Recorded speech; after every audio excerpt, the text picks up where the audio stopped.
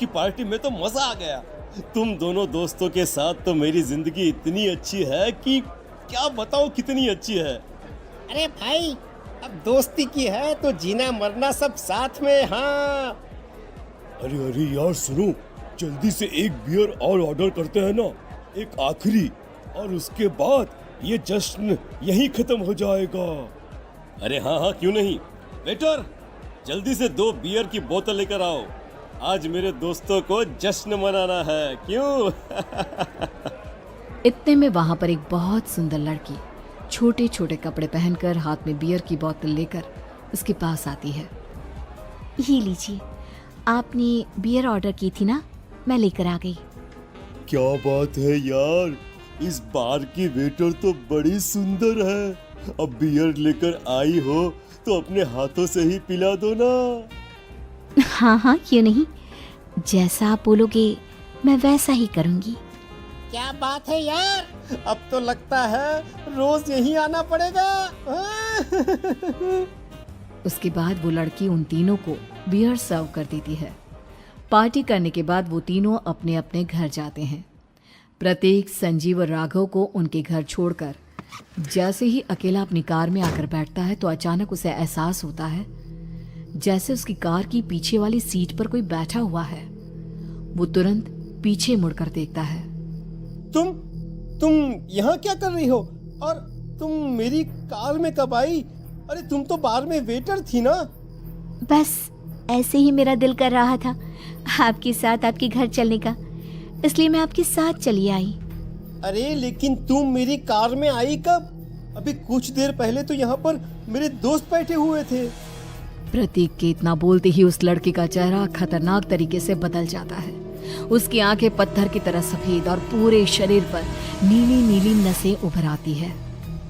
गाड़ी चलाओ, पूरी स्पीड में चलाओ, और अगर तुमने गाड़ी रोकने की कोशिश भी की तो मुझसे बुरा कोई नहीं होगा। डर की वजह से प्रतीक के पसीने छूटने लगते हैं। उसका शरीर बुरी तरह से कांप रहा था। प्रतीक बिना कुछ सोचे समझे कार को फुल स्पीड से चलाना शुरू करता है।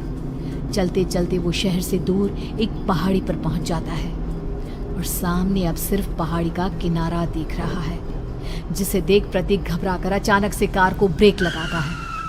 देखो देखो देखो देखो, मुझे छोड़ दो मुझे। अगर मैंने गाड़ी जरा सी भी आगे बढ़ाई तो हम दोनों नीचे गिरकर मर जाएंगे। ये तो तुम्हें पहले सोचना चाहिए था ना। अब कुछ नहीं हो सकता।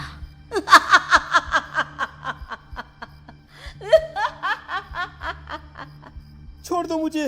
नहीं नहीं, प्लीज मुझे छोड़ दो। प्लीज प्लीज मुझे जाने दो, छोड़ दो मुझे। गाड़ी आगे बढ़ाओ।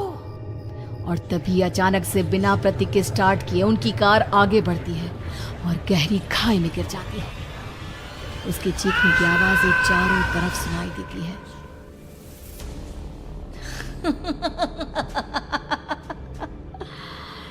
तुझे मारकर मेरे कलेजे में जल रही आग को थोड़ी शांति तो मिल गई, लेकिन अभी ये कहानी खत्म नहीं हुई।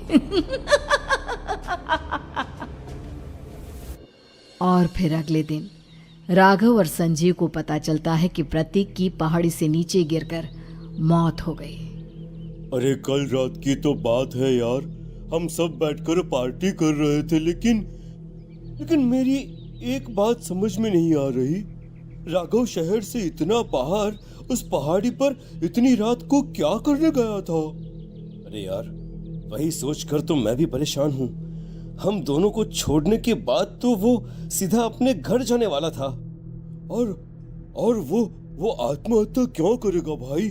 कल रात तक वो कितना खुश था, हमारे साथ सेलिब्रेट कर रहा था।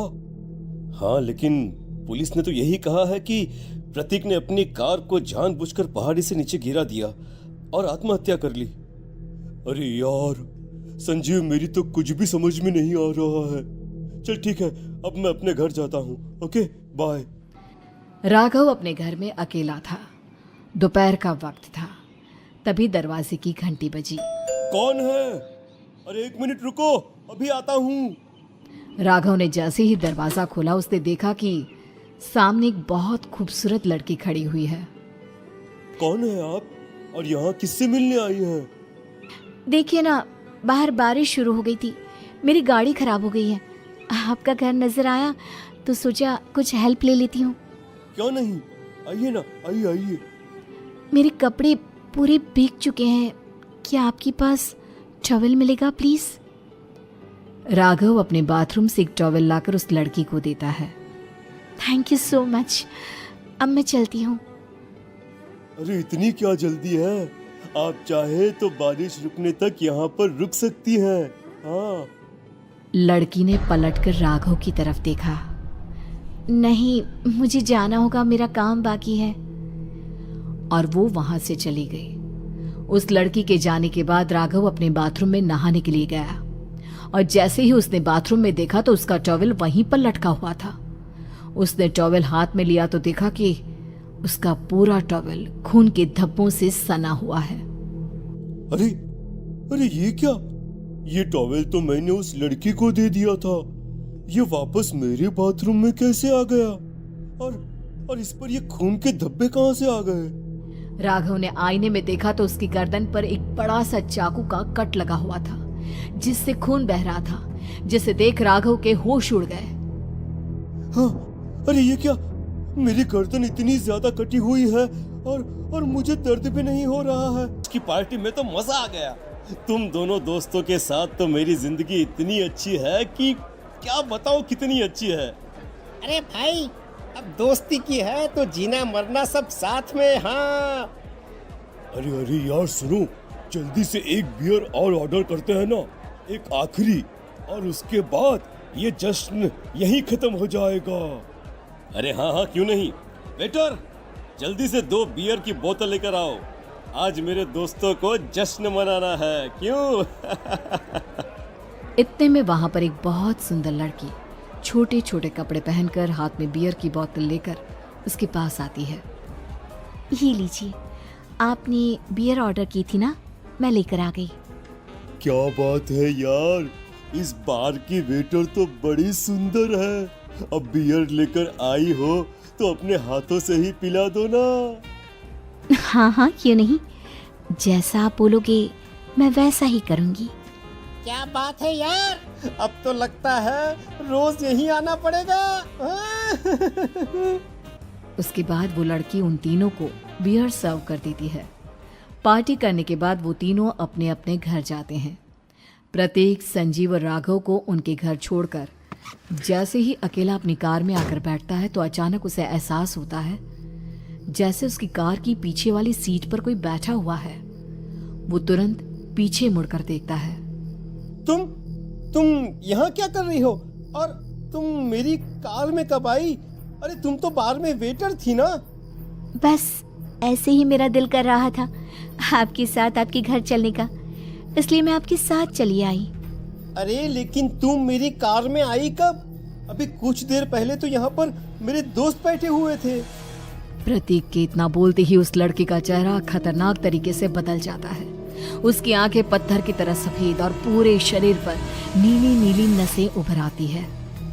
गाड़ी चलाओ, पूरी स्पीड में चलाओ, और अगर तुमने गाड़ी रोकने की कोशिश भी की तो मुझसे बुरा कोई नहीं होगा। डर की वजह से प्रतीक के पसीने छूटने लगते हैं। उसका शरीर बुरी तरह से कांप रहा था। प्रतीक बिना कुछ सोचे समझे कार को फुल स्पीड से चलाना शुरू करता है। चलते चलते वो शहर से दूर एक पहाड़ी पर पहुंच जाता है और सामने अब सिर्फ पहाड़ी का किनारा दिख रहा है, जिसे देख प्रतीक घबराकर अचानक से कार को ब्रेक लगाता है। देखो देखो देखो देखो, मुझे छोड़ दो मुझे। अगर मैंने गाड़ी जरा सी भी आगे बढ़ाई तो हम दोनों नीचे गिरकर मर जाएंगे। ये तो तुम्हें पहले सोचना चाहिए था ना।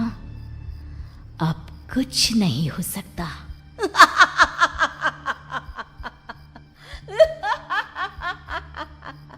छोड़ दो मुझे।